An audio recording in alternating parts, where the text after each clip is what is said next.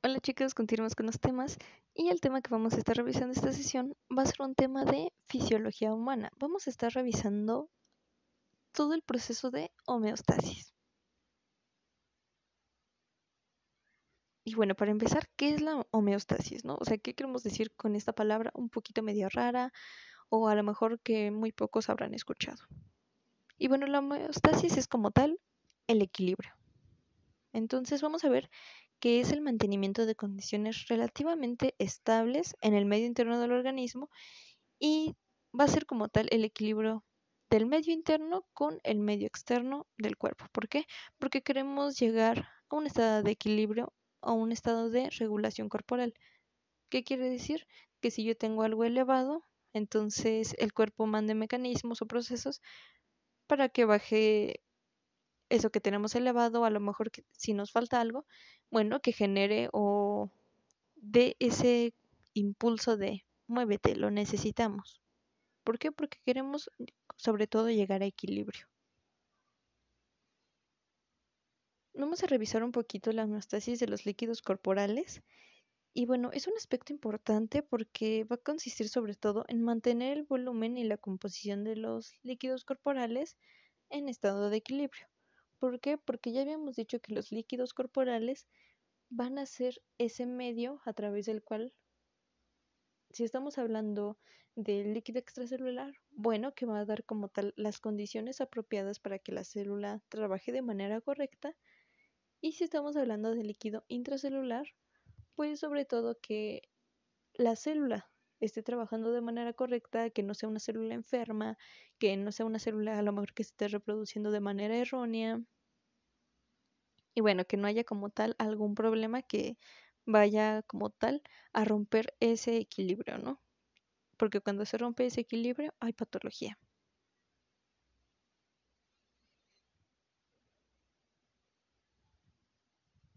Y bueno, el líquido extracelular, como ya habíamos dicho, va a ser el que va a llenar los pequeños espacios entre las células de los tejidos. Cuando este líquido extracelular va a estar como tal llenando esos huequitos entre las células, va a ser llamado líquido intersticial. Cuando va a estar dentro de los vasos sanguíneos, se va a llamar plasma. Y cuando esté dentro de los vasos linfáticos, se va a llamar linfa. Ahora, el líquido que rodea al encéfalo y a la médula espinal va a ser el líquido cefalorraquídeo. El de las articulaciones va a ser el líquido sinovial y el de los ojos, humor acuoso y humor vítreo. Entonces estamos viendo que aunque es líquido extracelular en general, va a tener un nombre específico dependiendo del órgano o de la zona en la que esté trabajando. ¿Por qué? Bueno, porque tiene diferentes propiedades. Si bien es líquido extracelular porque se encuentra fuera de las células, no tiene las mismas propiedades el líquido extracelular del ojo al del cerebro. Y bueno, el correcto funcionamiento de las células del cuerpo va a depender como tal de la regulación de la composición de los líquidos. Ya habíamos dicho que es importante mantener la regulación o el control de los líquidos porque van a propiciar las condiciones adecuadas para que nuestra célula trabaje bien. Entonces, ¿qué va a ser la homeostasis? El equilibrio entre el medio interno y el medio externo. Es decir, el equilibrio entre lo que está dentro de la célula, fuera de la célula, dentro del cuerpo, fuera del cuerpo y así sucesivamente. Estamos hablando de un estado de equilibrio.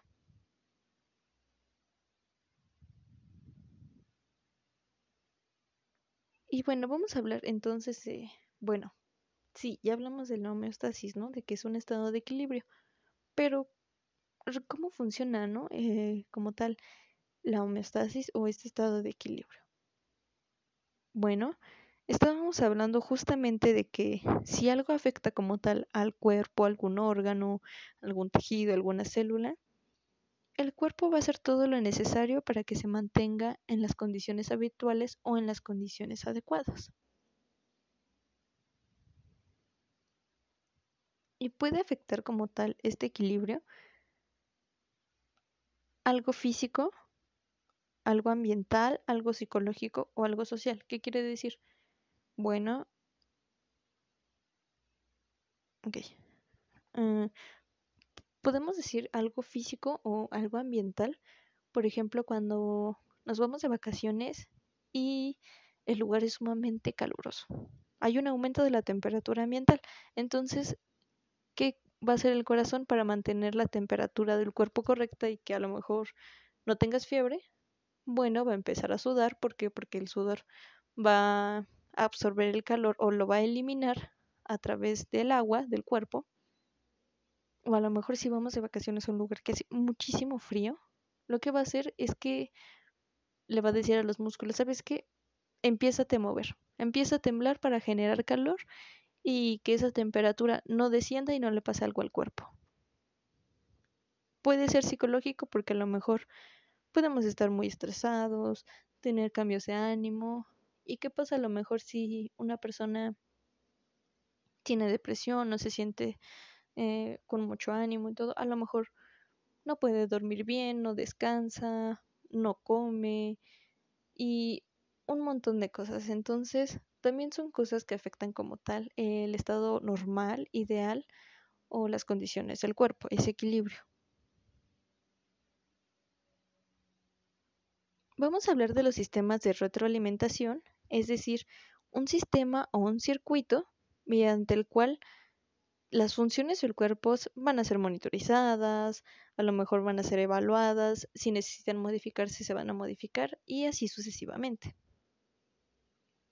Vamos a tener las condiciones o variables controladas que van a ser todos aquellos aspectos que se puedan modificar, que puedan ser alterados, etcétera. ¿Como cuál?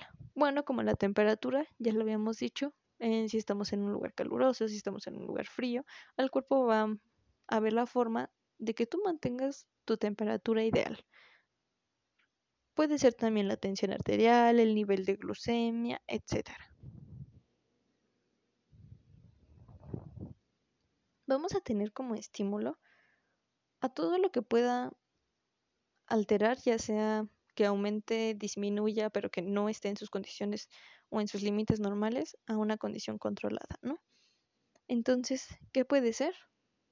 Bueno, a lo mejor, si retomamos como tal el ejemplo de la temperatura, ¿qué está afectando la temperatura corporal? Bueno, sobre todo la zona geográfica en la que estamos, la temperatura ambiental. ¿Por qué? Porque a mí me está dando calor o a mí me está dando frío.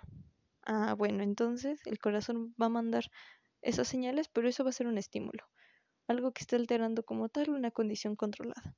La condición controlada sería la temperatura corporal y el estímulo que le está alterando sería la zona geográfica o la temperatura ambiental.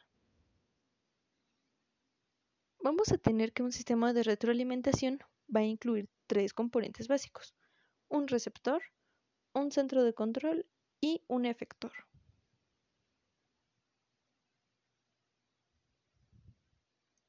El receptor va a ser como tal esa zona o esa estructura corporal que va a detectar cambios en alguna condición controlada. O sea, que está diciendo, ¿sabes qué? Esto está pasando. ¿Cómo qué?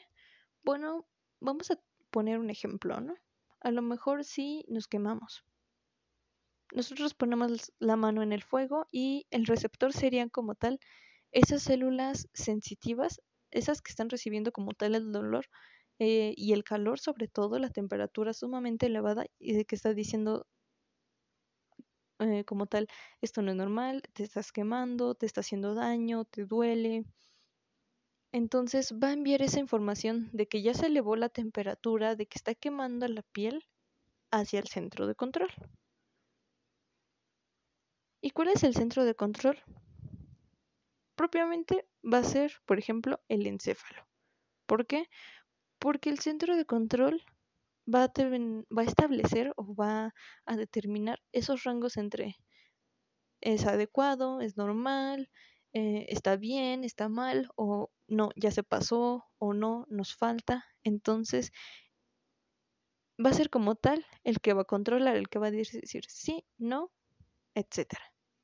Entonces, si ya habíamos dicho que aquí ya sintió que nos estábamos quemando y envía la información, el centro de control va a decir, no, no es normal, la temperatura ya excedió excesivamente, te está dañando la piel, te está doliendo, entonces va a enviar como tal información y va a decir, quítala. Y esto se va a llamar eferencia. La eferencia va a ser como tal ese impulso o digamos esa información que va a mandar de alguna manera. Puede ser, como habíamos dicho, impulsos nerviosos, la liberación de hormonas, de señales químicas o algo, pero van a ser como tal esas órdenes. La eferencia ya van a ser esas órdenes. La aferencia, es decir, va desde los sentidos hasta el centro de control. Esa información que está llegando hacia el cuerpo, como esa quemadura. Y la eferencia ya van a ser las órdenes del centro de control. Por ejemplo, quita la mano. El efector ya va a ser la estructura corporal que va como tal a hacer, o pues sí, hacer las órdenes que ya nos está mandando en la eferencia. Entonces, si aquí ya nos dio orden de quita la mano, el efector va a ser como tal el quitar la mano. O sea, ya solo está haciendo las órdenes. Vamos a tener dos tipos de sistemas. El primero va a ser el sistema de retroalimentación negativa. ¿Y qué quiere decir? Bueno, que van a revertir o van a ir en contra de una condición controlada. ¿Y cómo va a ser esto? Bueno, a lo mejor si tenemos un aumento de la tensión arterial, es decir, hipertensión, va a tratar de bajar la tensión arterial. Es decir, si tenemos algo arriba, va a intentar bajarlo. Si tenemos algo abajo, va a intentar subirlo. Por eso es retroalimentación negativa. Va a ir en contra de lo que ya tenemos. Si tenemos fiebre, es decir, una temperatura corporal elevada, bueno, el cuerpo va a empezar a sudar, va a hacer un montón de cosas para que la temperatura baje. Vamos a tener también los sistemas de retroalimentación positiva y esto es que si ya tenemos una condición controlada, todavía va a reforzarla más. ¿Y cómo es esto? Bueno, puede ser por ejemplo en la oxitocina, ¿no?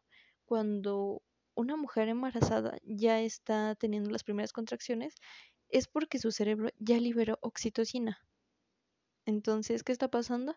Le está diciendo al útero que se mueva, que empiece a moverse, porque ya es hora de el parto. Entonces, ¿qué va a hacer?